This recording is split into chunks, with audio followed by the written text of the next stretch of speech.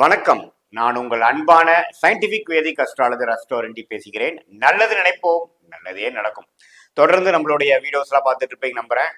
அறிவியல் சார்ந்த ஜோதிட கருத்துக்கள் சயின்டிபிக் வேதிக் அஸ்ட்ராலஜி முறையில எந்த விதத்திலும் மூட நம்பிக்கைகளை போகாமல் உள்ளது உள்ளவாறு நம்ம பார்த்து கொண்டு இருக்கிறோம். அந்த வகையில இந்த வீடியோல நம்ம என்ன போறோம்னு பார்த்தா, கடகராசிக்காரர்களுக்கு 2025 ஜனவரி மாதம், ஆண்டின் முதல் மாதமான ஜனவரி மாதம் எப்படி ஒரு மாதமாக, எப்படிப்பட்ட ஒரு காலகட்டம் நிறைந்த ஒரு பலாபலன்கள் நிறைந்த ஒரு மாதமாக ஜனவரி 2025 கடகராசிக்காரர்களுக்கு இருக்குதுன்னு பார்க்கும் பொழுது, ஆண்டு கிரகம் என்று சொல்லப்படுகிற குரு 11ஆம் இடத்திலே நீடித்திருக்கிறார். ராகு 9ஆம் இடத்திலும், கேது 3ஆம் இடத்திலும் குரு பார்வை பெற்றிருக்கிறார். அதே சமயத்துல அஷ்டமத்துல 2023 ஜனவரி மாதத்திலிருந்து சனி 8ஆம் இடத்துல கடகராசியிலிருந்து அஷ்டம சனியாக வாட்டி கொண்டிருக்கிறாருங்கிறது எல்லாத்துக்கும் தெரியும். ஸோ இந்த ஆண்டு கிரகத்தின் அமைப்பு எந்த விதத்திலையும் மாற்றங்கள் இல்லை. ஸோ இப்போ மாத கிரகத்தின் மாற்றம் எப்படி இருக்க போகுதுன்னு பார்க்கும் பொழுது, 2025 மார்ச்சுக்கு அப்புறம் ஒரு அஷ்டம சனி தாக்கத்திலிருந்து வெளியில வரக்கூடிய கடகராசிக்காரர்கள் என்னென்ன பலன்கள் அனுபவிக்க போறாங்களோ அதுக்கு கொடுக்கக்கூடிய ஒரு ஃபவுண்டேஷன் நிறைந்த ஒரு ஆரம்ப கட்ட மாதமாக ஜனவரி 2025 இருக்கக்கூடியதுங்கிறது கிரக அமைப்பு மூலமாக பரிபூர்ணமாக நமக்கு தெரிகிறது. ஏன்னா 8ஆம் இடத்துல சனி கோர அஷ்டம சனியை கொடுத்தாலும் சுக்கிரன் போய் அங்க திருட்பலத்தை கொடுத்து சுபத்துவத்தை கொடுத்து அஷ்டம சனி தாக்கத்தை குறைக்க ஆரம்பிட்டுட்டாருங்கிறதா உண்மை. கொஞ்சம் அப்படியே ஃபண்டிங்கு, நம்ம எதிர்பார்த்த பண வரவுகள், எதிர்பார்த்த டெவலப்மெண்ட்ஸ் இன் அவர் லைஃப், வேலையை இழந்தவங்களுக்கு வேலை, பணத்தை இழந்தவங்களுக்கு பணம், மரியாதையை இழந்தவங்களுக்கு கொஞ்சம் திரும்பி சில இடத்துல இருந்து ரெகக்னிஷன் கிடைக்கக்கூடிய அமைப்புகள், இது எல்லாமே படிப்படியாக கிடைக்கக்கூடிய அமைப்பு வந்து ஜனவரி மாதம் 2025 கடகராசிக்காரர்களுக்கு உண்டு.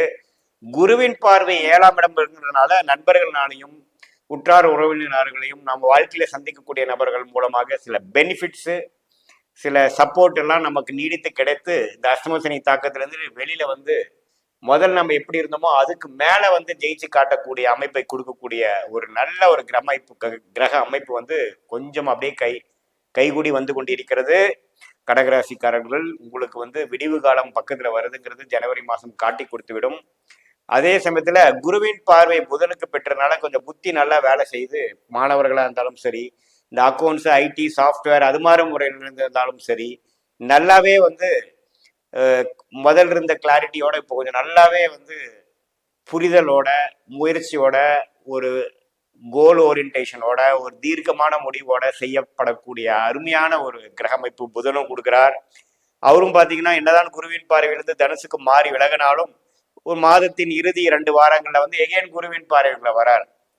ஸோ தப்பு இல்லை. இந்த மாதம் குறிப்பாக தை மாசத்துக்கு அப்புறம் பார்த்தீங்கன்னா இன்னமே நல்ல பலன்களை கொடுக்கக்கூடிய அமைப்புகள் கடகராசிக்காரர்களுக்கு குருவின் பார்வை 5ஆம் இடம் 7ஆம் இடத்துல விழுகிறதுனாலையும், முயற்சி ஸ்தானம் என்று சொல்லப்படுகிற 3ஆம் இடத்துல விலகிறதுனாலையும் பரிபூர்ணமாக இருக்கிறது. அதே சமயத்துல சூரியனோட பெயர்ச்சி மகர ராசிக்கு சூரியன் தை மாசம் பிறக்கிறப்ப மாறுறதும் பார்த்தீங்கன்னா ராசிக்கு 7ஆம் இடம் கேந்திர பலம் பெற்று 6ஆம் இடத்துல மறைந்திருந்த சூரியன் தனாதிபதி, தனஸ்தானாதிபதி 6ல் மறைந்து பெரிய பலன் கொடுக்க முடியாம இருந்த சூரியன் தை பிறந்தால் வழி பிறக்குங்கிற ஒரு வாசகத்துக்கு பொருந்துற மாதிரி அருமையான பலன்களை கொடுக்கக்கூடிய சூரியன் குருவின் பார்வையும் பெற்று தனஸ்தானதியை நல்ல திருட்பலம் பெற்று வரவேண்டிய பணம் கைகேறி வரக்கூடிய அமைப்புகள், திடீர் பணவரவு, போன பணம் திரும்பி வருவது, இன்வெஸ்ட்மெண்ட் மூலமா வந்தது வந்து ஒரு நல்ல பெருத்த லாபம் பெறுறது, அது மாதிரி பல நல்ல விஷயங்கள் வந்து கிடைக்கக்கூடிய அமைப்புகள் சூரியனும் கொடுக்கிறார். சுக்கிரன் பார்த்தீங்கன்னா என்னதான் 8ல மறைந்திருந்தாலும் அவர் வந்து அஷ்டமனிதனி தாக்கத்தை குறைக்கிறதுக்கு உதவுகிறார். ஸோ சூரியனோட பயிற்சி நல்லா இருக்கு, சுக்கிரனோட பயிற்சி நல்லா இருக்கு, புதனின் பயிற்சி விருச்சிகம், தனுசு, மகரம், இந்த 3 ராசிக்கும் அடுத்தடுத்து இந்த மாதத்தில் டிராவல் பண்ணக்கூடிய சஞ்சரிக்கக்கூடிய அமைப்புகளும் நம்ம ஒரு நல்ல அமைப்பாக தான் இருக்கிறது. செவ்வாய் வந்து ராசிக்குள்ளேயே நீச்சமா இருந்ததுனாலும் அது வந்து அவர் ராஜயோக அதிபதியாக இருக்கிறதுனால கொஞ்சம் கோபதாபங்கள் அப்பப்போ கொடுக்கலாம், டென்ஷன்கள் கொடுக்கலாம், கொஞ்சம் நம்ம எதிர்பார்க்கிற விஷயங்கள் அவ்வளவு வேகமாக நடக்காமல் கைக்கு வந்தது வாய்க்கு வரவில்லையேங்கிற மாதிரி சில டென்ஷன் சிச்சுவேஷன்ஸ் கொடுக்குமே ஒழிய ஒரு சாதகமற்ற பலனை கொடுக்கக்கூடிய அமைப்புல அவரும் இல்லைங்கிறது நாம கண்டிப்பாக தெரிந்து கொள்ள வேண்டும். ஸோ எல்லா கிரகத்தின் அமைப்புகளும் கொஞ்சம் அசுமசினி தாக்கத்தில் கடந்த 1.5 வருஷம் 1.25 வருஷமாக குறிப்பாக ஆயிலி நட்சத்திரக்காரங்க பூச நட்சத்திரக்காரங்களாம் கடந்த ஒரு வருஷமா பாடா படுத்துனதுதான் உண்மை. அது இப்போ ஆயில் நட்சத்திரக்காரங்க அடுத்த ஒரு 3வது பாதம் 4வது பாதத்தில் பிறந்தவங்களுக்கெல்லாம் இப்போ அஷ்டமசனி தாக்கங்கள் நல்லா இருந்து தூக்கம் இல்லாமல் இருக்கிறது, சில விஷயங்கள் மறந்து போயிடுறது, என்ன செஞ்சங்கிறது அடுத்த நாளே மறந்துடுறது, கிளாரிட்டி இல்லாமல் செயல்படுறது, எந்த ஒரு சிஸ்டமேட்டிக் ப்ராசஸ்குள்ளேயும் போக முடியாமல் இருக்கிறது எல்லாம் கொஞ்சம் படிப்படியாக குறைந்து ஒரு இயல்பான வாழ்க்கைக்கு வந்து நல்ல இதுவரைக்கும் 2023 இருந்ததோட 25 ஏப்ரலுக்கு அப்புறம் நல்லா செட்டில் ஆகிட்டாங்க.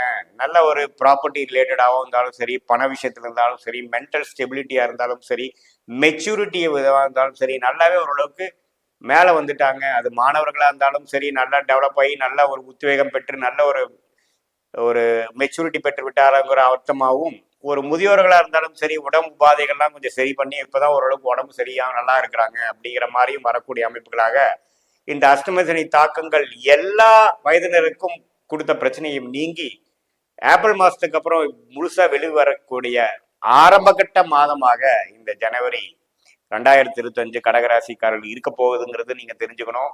பொறுமை காக்க வேண்டுங்கிறது மட்டும்தான் ஆலோசனை. ஏன்னா கடந்த ஒரு 3 மாதமாக கடகத்திலிருந்து அடுத்தும் ஒரு 2-3 மாதத்துக்கும் கடகத்திலையும் மிதுனத்துக்கும் போய் கொண்டு இருக்கக்கூடிய அமைப்பு தான் செவ்வாய்ங்கிற கிரகம் இருக்கிறார். செவ்வாய் வந்து ராசியோட சம்மதப்படும் பொழுது கொஞ்சம் கோபதாபங்களும் விவேகமற்ற செயல்களும் வீரம்ங்கிற பேர்ல வந்து சில தேவையற்ற சில விஷயங்கள் செய்வது அப்படிங்கிற மாதிரி சில விஷயத்தை கொடுத்துரும். ஸோ அதுல மட்டும் கடகராசிக்காரர்கள் கொஞ்சம் பொறுமை காக்க வேண்டும், விவேகமாக இருக்க வேண்டும். The end of the road, end of the struggle நம்ம பக்கத்துல வந்தாச்சு. இந்த நேரத்துல நீங்க வந்து பொறுமை காத்தோம்னா தான் நீங்க பட்ட பலனுக்கு வேணுங்கிற பட்ட கஷ்டத்துக்கு வேணுங்கிற பலன் நீங்க பெற முடியுங்கிறது எனக்கு என்னுடைய ஆழ்ந்த ஒரு நல்ல முக்கியமான ஒரு அறிவையா நீங்க எடுத்துக்கலாம். மற்றபடி எல்லாமே வந்து வாழ்க்கையில அடுத்த லெவலுக்கு போகக்கூடிய எல்லா விஷயங்களும் காத்து கொண்டிருக்கிறது என்கிறதான் உண்மை.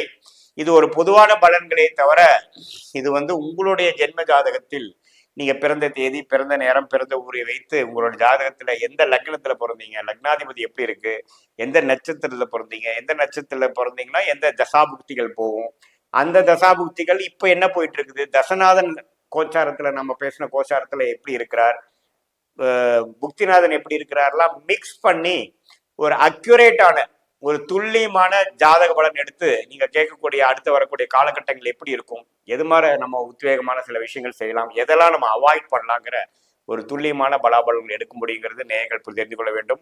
இது பொதுவான பலன்களை தவிர. ஓகே, ஸோ மீண்டும் மற்றொரு காணொலி சந்திப்போம். நன்றி, வணக்கம்.